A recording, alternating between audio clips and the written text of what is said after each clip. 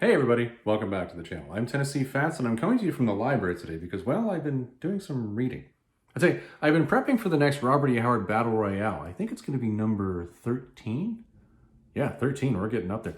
And it's going to be on the Scarlet Citadel. And I tell you, when I say that, many of you Conanophiles, you already are conjuring up images in your head and you've already got ideas. But we're going to stick to what's just the content of this video today because this isn't the Battle Royale. No. This is where we have to start getting our tinfoil hats out because I was reading this one and I ran into a problem. And the problem was, I said, what the hell was that? And I couldn't come up with an answer. And I tell you, if you guys have watched enough of my videos, you know, I love stories that have a lot of layers in them. Like an ogre or an onion, I want to be able to peel into these things and just get the little nuggets out of it that are just pure gold. And I found one. And I found one in this story and I thought, whoa! And I tell you, I was looking for some resolution on this one and it didn't come. Let's just put it that way. So I went back to the library and I went back to all the books here and I said, okay, Tennessee Fats, somehow you should be able to figure out what this is. Now, I think I figured it out. And I figured out what the majority of you are going to assume it is, and you're going to stick with that particular interpretation. But what we're going to do here today is I'm going to show you something a little different.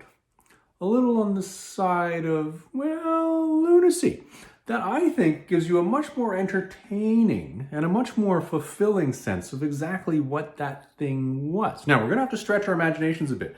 And this is going to be one where we're going to have to go full-blown Hyborian age, conspiracy theory, tinfoil hat, strap yourself in type of lunacy. But following the ancient alien theorists that I'm constantly seeing on television, where every time the narrator says, well, if you ask them what they think, they say yes. Clearly, the answer to everything is yes. And I'm right. I actually don't believe that. But we're going to find out. So you Robert E. Howard fans out there, I want you to watch this one. This one's specifically for you, and I hope you appreciate it. And I hope when you're done this one, you'll take the time to type out a comment below and say, Tennessee Fats, you're a little stupid. It was actually clearly the first one. Or some of you might say, Tennessee Fats with the little dibbly-dibblies and tippity-tippities, you may be on to something here. I sure as hell hope it isn't the first one. Okay, well, let's get into what the issue here actually is. So, when I said the Scarlet Citadel up front on this one, I'm sure many of you who have already read this story already came up with a variety of different concepts in your head, and you kind of said to yourself, all right, I've listened to Tennessee Fats ramble a few times now. I think he's probably going to go in this direction or that direction, or we're going to compare this to Hour of the Dragon, which is a video in and of itself, but we're not going to do that today. No, I want to talk to you guys about one particular thing that happened in that story. For those of you who don't know, what happens in the Scarlet Citadel is Conan finds himself trapped in the dungeons under the Scarlet Citadel. Now, there's obviously more to it than that, because Robert E. Howard is a master storyteller and he's made much more of it. But the big event that we're going to focus on here is his time in the dungeons. And something that happens there that's really, really weird. Let's get the book. Okay, so here's the book, by the way.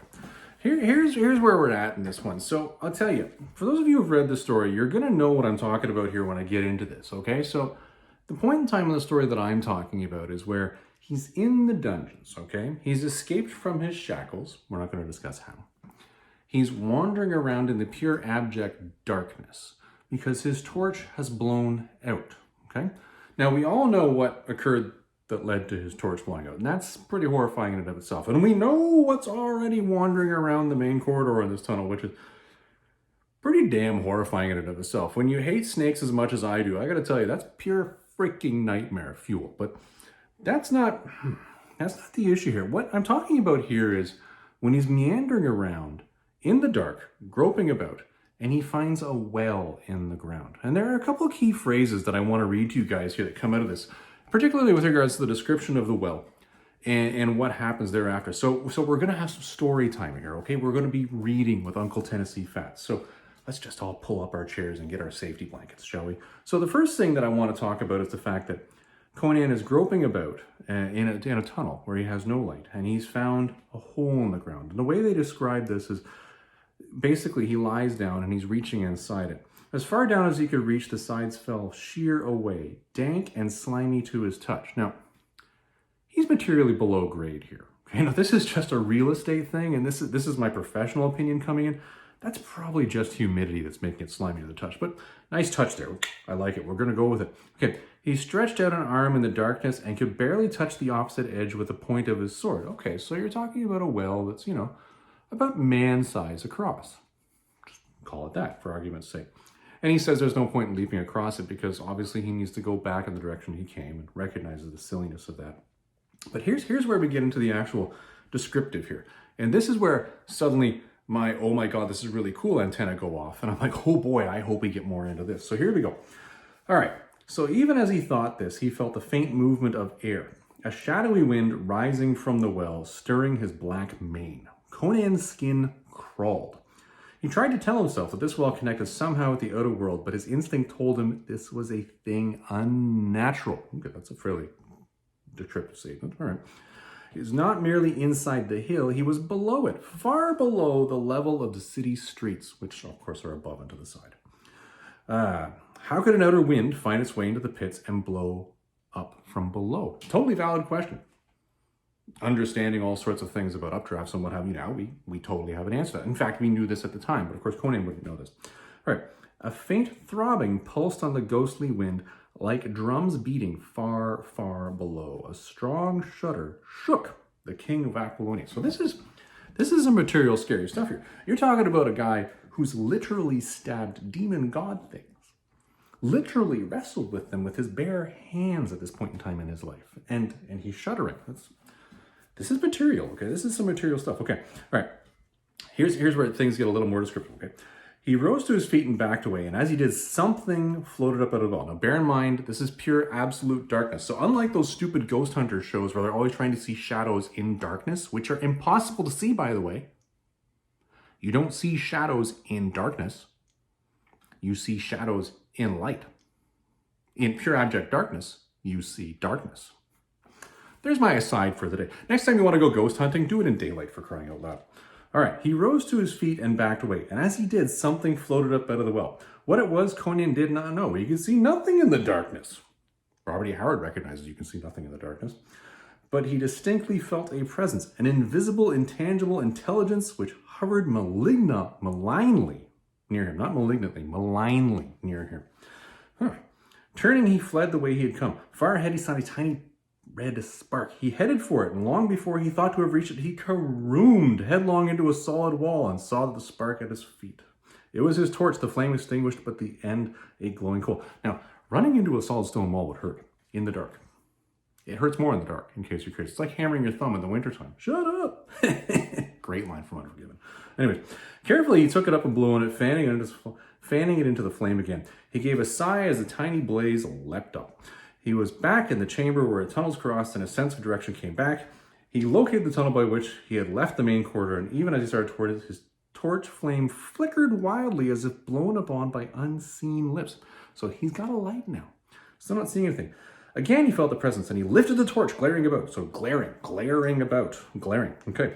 He saw nothing. Okay. Yet he sensed somehow an invisible bodiless thing hovering in the air, dripping slimily and mouthing obscenities that he could not hear but was in some instinctive way aware of. He swung viciously with his sword, and it felt as if he were cleaving cobwebs. In other words, he was swooshing. Anyway, the cold horror shook him then, and he fled down the tunnel, feeling a foul, burning breath on the naked back as he ran. That's a beautiful description. And I gotta tell you, that to me made me go, this shit's about to get real. And I got real excited because I was like, okay, you know, everything else you've run in here, you know, you've been talking about, giant snakes, gibbering monster things, slimy things on the floor that you kicked and tripped over. All sorts of horrors, just absolute horrors. And there's even more that comes later on. But now you've got something intangible that basically just malignantly looked at you and let you go. But what was that? What was that? And I tell you, I read the rest of the story and I was saying to myself, I thought this is going to be the shit. You know, all this sorcery and stuff that's happening and the intrigue and what have you, the battles and the flying in the air, all of that somehow is going to bring this well thing back into the story. And it's going to be massive. This is like the Death Star in Star Wars. That's the kind of epic sort of sense we have. But instead, what happened is it ended up being like Darth Maul. Yeah. Yeah. Huh. Where basically the story ended, and it ended in a positive way. Don't get me wrong, I like the way the story ended. Robert E. Howard's a master at telling a story, but he never get a sense of closure of what this thing is. And that really bothers me, because this is a really cool write-up. It's a really cool thing. So what could it possibly be? Well, you can only go back to the source material, and the source material being Robert E. Howard's story. Well, in Robert E. Howard's story, the only sense that you get where you get even the slightest bit of clarity about this is the fact that this thing, or these wells, or this dungeon that Conan is traveling through, is very old. In fact, it was found buried in the ground, well below the ground, 3,000 years before the time of Conan. So you're talking at least 3,000 years, and it was ancient at that point in time. So this is really, really old. You know, the stuff that's in here, sure, there might be recent entries to it, but things that are down here potentially are really, really old. Okay, so that in and of itself gives you a little bit of, okay, well, something really, really old. Well, what could this possibly be then? Well, now we got to start thinking with our thinking hats and thinking, well, since Robert E. Howard isn't going to answer the question for us, I guess it's up to me, Tennessee Fats, to do so. Yeah, let's get into this. All right. So, went over the shelves, and here's what we got. I'm not going to show this to you yet, because what I want to do is I want to lead off here and give you a sense of history, okay? At the time when this was written, I'm going to put this down over here. The time when this was written, and this is something we know for a fact now, and I'm willing to bet a lot of contemporary authors around that point in time knew it then. The general public probably didn't know it then, but who cares? The fact of the matter is, Robert E. Howard had a long-standing relationship with several other authors in the field, and several other authors that were really, really good and that we know today. And let's think of one of the larger names that he is known to have had an association with. That's H.P. Lovecraft. So I just said that, H.P. Lovecraft. Okay, let's sink it in. Okay, Call of Cthulhu, H.P. Lovecraft. That guy. Necronomicon, H.P. Lovecraft. That guy, yeah, him. Yeah. So he knew him. The funny part about it is what we know from Robert E. Howard, and if you read a lot of the essays that are in the fronts of a lot of the omnibus that you can buy, or in the fronts of a lot of the collected editions, the actual print materials, where people have gone back and they've examined Robert E. Howard's work, one of the things that we know about him is that he's a master of recycling not only his own material, but building mythos into his material that already is pre-existing, okay? We know this. If you read any of the Cull written stories, and then you read Conan stories thereafter, you know for a fact that he was basically out of here and into there. Look at what is it, Phoenix on the Sword? Anybody who's read Phoenix on the Sword knows exactly what I'm talking about. So for those of you who do, kudos to you, well done. But at the end of the day, he did this, and he was really, really good at it. And he did it for a reason. He was building off of popular mythos that was already in his readers' minds. Think about how much more important it is for you to read something where you can actually say, oh, I know what that is. That's the Pentagon. I know what you're talking about. Or, oh, I know what that is. That's the Eiffel Tower. And when you're reading those, suddenly it makes sense. And you go, oh, yeah, I have a sense of context now. Oh, that was the Cold War. Right. These are common shared things that we as humanity know. And we share this knowledge. And to us, when we read a story, it makes something that much more real for us.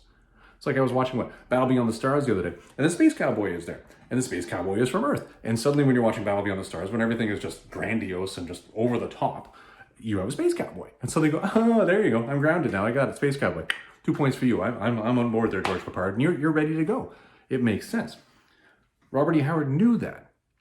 Robert E. Howard knew H.P. Lovecraft. And if you actually look at the works of H.P. Lovecraft and Robert E. Howard, you can see a lot of interplay there where they're influencing one another's writings. And I believe that influence probably went more way of Lovecraft influencing Robert E. Howard than the opposite way. But clearly it's there. So the common thing that I think most people will jump to the conclusion of with the context that I've just given you is that this thing, which floated up out of the well and was invisible, likely was something Lovecraftian. I'm not talking about Call of Cthulhu type giant, reaching up to the stars type monster. I'm talking about something much more gentle, like Dagon or something like that. Some Lovecraftian, smaller, horrible item, which really Lovecraft was really good at doing. This was his thing. And it's interesting. The other thing that sort of makes me think that this might be what it is the flowery language that suddenly Robert E. Howard is using. Like, you look at the fact that when he's describing the fact that Conan can't see or hear this thing, he can sense this thing mouthing obscenities, not speaking obscenities, not saying obscenities, not screaming obscenities, mouthing obscenities. He's choosing words very particularly because Lovecraft had a prolific knowledge of the English language. He would pull out words that you'd be like, wow. And trust me, I've Googled many of them because I've had to go back and go, oh, that's the context of what that means. It's like reading Shakespeare again. It's where you have to go back and sometimes say, oh, and that's where I kind of think that's probably where the majority of people are going to go when they're trying to explain what that thing is. And okay, I'm willing to buy that. I'm willing to buy that. But what happens if we get our conspiracy hat on and start thinking of something that might be a little bit more entertaining, bearing in mind the most important fact? Robert E. Howard loved continuity, which is why he wrote the Hyborian Age essay, and he loved to recycle material. Let's go get the conspiracy hat on. Let's start talking our way through that one.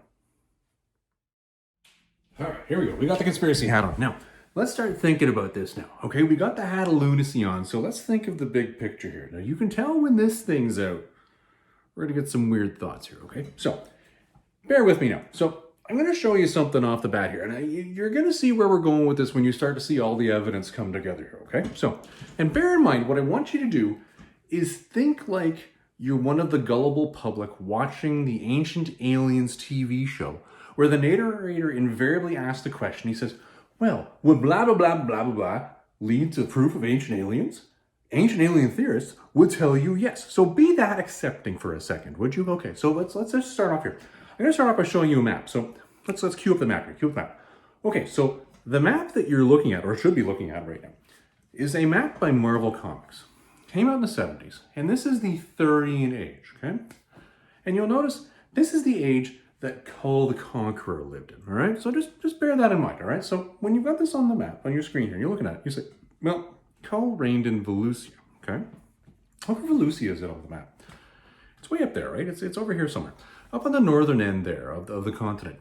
But we know that between when that particular time occurred and when the Hyborian Age happened, there was a great cataclysm. Basically, Kull coming to power was one of the final items that happened in that age, to the epoch of that age, prior to its cataclysm that led to it falling apart and collapsing. We know this, okay? That's how Robert E. Howard wrote out the whole history. So, you know it's there, and you know suddenly something disappeared. Okay. Now, come back to me for a second here. Okay, back to the conspiracy hat. Okay, so now I'm going to show you a different map here, okay? Just point at the nose here, because we're going to go to a different map. Different map here. Now, this one, let's cue up the map. This is the Hyborian Age, all right? The Hyborian Age, this is also another Marvel map, by the way. This one shows you a different world. The world is a different shape, and it doesn't even show you the entire continent, because it's really zooming in on the area around Aquilonia. But you'll notice to the south of Aquilonia is Ophir and Koth. Now, Ophir and Koth is where this story takes place. The Scarlet Citadel, for example, is in a city very clearly named in the middle of this whole area near Ophir and Koth. So you have a sense of where that is. Now, this is where we really got to start stretching here, okay? Because what I'm saying is, and again, you got to bear with me like an ancient alien believer here for a second, all right? And for you ancient alien believers out there, I'm not by no means making fun of your beliefs. I'm making fun of the TV show that constantly presents the exact same thing in a ridiculous manner. Trust me, I've read Chariots of the Gods, and I actually think you have a point, but that TV show is just ruining your street cred. Moot point. Back to Robert E. Howard. So, when you take that and you say to yourself, because I'm trying to say Robert E. Howard is known for recycling material, so perhaps there's something Kull related or Thurian Age related that could be related to what takes us to this point in time in the future. The problem is all the Thurian Age stuff is written around Kull. It's written around Kull in Valusia or running around in his kingdom. And really it means, well, how could it possibly be that that would relate to down here if we assume that it's the same Earth, right? And we're assuming it is the same Earth. Well, here, stretch your imagination here for a second. Continental drift theory. Continental drift, which we know as a fact now is a thing, although we still don't understand exactly the implications of it. Ask any geologist, they'll tell you the same thing. started to come into prominence around 1919. Okay, so you're talking about a period that's not too far before the publishing date when Robert E. Howard's writing this stuff. So let's just go back to the Scarlet Citadel here. Take a look at the big old book of Tennessee Fats here of Robert E. Howard. When was the Scarlet Citadel written there, Tennessee Fats? Oh, 1933. So 14 years after the theory of continental drift was basically put forward. It's starting to get longevity at this point in time. Now, one of the things that's also known is that Robert E. Howard, H.P. Lovecraft, and the variety of the authors that hung around with him were all sort of into this New Age thinking. They were into this New Age mythos. There were times where they were stepping back and they were really getting into mysticism as far as a thought process. So you know they're accepting of new ideas. Within that whole thing, the other things that were coming around at the same point in time are cataclysmic pole change. We know pole movement, magnetic pole movement is a very real thing. We know that there's something called precession to it. And there are people that talk about gradual, and there are people that talk about cataclysmic. Well, cataclysmic, again, an idea that's being pushed forward. So could it be, this is my ancient alien theorist question for you, could it be that perhaps when Robert E. Howard was drawing up in his own mind what these two supercontinents looked like, he was bearing in mind that continental drift was a thing? Well, if you ask ancient alien theorists, the answer is yes. So clearly, that means that it could be. Yes, so follow the logic here. So in theory, if I was looking for something cull-related, there is hypothetically an argument to be made that you could draw a conclusion that perhaps Valusia has moved its way down to smack dab in the center of the continent. Not completely impossible. Not completely improbable. Actually, probably is improbable, but it's not completely impossible. So, with that in mind, can we go back and actually look for anything that Robert E. Howard would have written about Kull the Conqueror, Kull the King, Kull the man that he was, that by some means could have something to do with this? Well, it just so happens he did. Let's break out the big book, shall we? The big book of Kull of Atlantis. Now, I'll tell you, I'm reading through this, and I gotta tell you, I've never read the actual text versions of the Kull stories before. I've read all of the giant omnibus that I've posted videos for with my reviews before, but I've never actually read these before. These are phenomenal, and I'm really enjoying reading this because I'll tell you, when I read the Kull omnibus, which are over there, by the way, on the shelf in case you're wondering why I'm pointing that way, I really found out that I liked King Kull a lot more than I like King Conan. And I know that makes me somewhat unpopular, but I can't help the way I feel. The heart wants what the heart wants. Anyways, so I do appreciate him a fair amount more. Well, when I started reading this, I was like, wow, I'm really appreciating him a lot more now. And because of that, when I see things, I'm looking, well, what could possibly be regurgitated from an earlier Kull story that might be the case here? I believe I found it. Toss that out of the way. Ladies and gentlemen, I give you a reading from the Shadow Kingdom. In the story so far, what has happened is Kull has run into what I view as complete nightmare fuel, which are people with human bodies and snakeheads that have mesmerized you to the point where you do not see the giant venomous snakehead. All you see is the human body in a normal face. And they're replacing your friends and family so that they can run your society without you knowing it. And just covertly killing people in the background and then just replacing them with snake people. Because you know what? That's not nightmare fuel at all. Holy shit. Horrifying stuff. Anyway. Kull has become aware of this because the Picts in their infinite wisdom have pointed out to him, no, Kull, these are snake people. We gotta kill some of these people. And by the way, they have secret tunnels all over your castle, so let's get into those and dig our way down here. At this point in time in the story, they've been killing some snake people and going through the cursory tunnels. And they're going what you call a classic dungeon crawl. They're following the snake people to basically their hideout. And something happens. Let me give you the reading from the Shadow Kingdom here, okay? Another reading from Uncle Tennessee Fast. Something is moving in the corridor, hissed the Pict. Canu said these ways would be empty, yet he drew his sword and stole into the corridor. Kull followed warily. A short way down the corridor was a strange, vague glow appeared that came towards them. Nerves aleap, they waited, backs to the corridor wall, waiting for what they knew not. But Kull heard Brule's breath hiss through his teeth as he was reassured as to Brule's loyalty. That's a beautiful comment. It's always good to know people are loyal, especially when you're the king. It's kind of an important thing. Right. The glow merged into a shadowy form. A shape vaguely like a man it was, but misty and elusive, like a wisp of fog. that grew more tangible as it approached, but never fully material. The face looked at them, a pair of luminous great eyes that seemed to hold all the tortures of 1,000,000 centuries. Ooh, that's just, listen to that. It's the language, just beautiful. Mwah. There was no menace in that face with its dim, worn features, but only a great pity that face. Almighty gods, breathed Kull, an icy hand at his soul. I'm assuming your soul is about here. Elal, the king of Volusia, who died 1,000 years ago. Gruul shrank back as far as he could, his narrow eyes widened in a blaze of pure horror, the sword shaking in his grip, unnerved for the first time that weird night. It was a very crazy night by this point in time. Erect and defiant stood Kull, instinctively holding his useless sword at the ready, flesh a-crawl, hair a-prickle, yet still a king of kings, as ready to challenge the powers of the unknown dead as the powers of the living.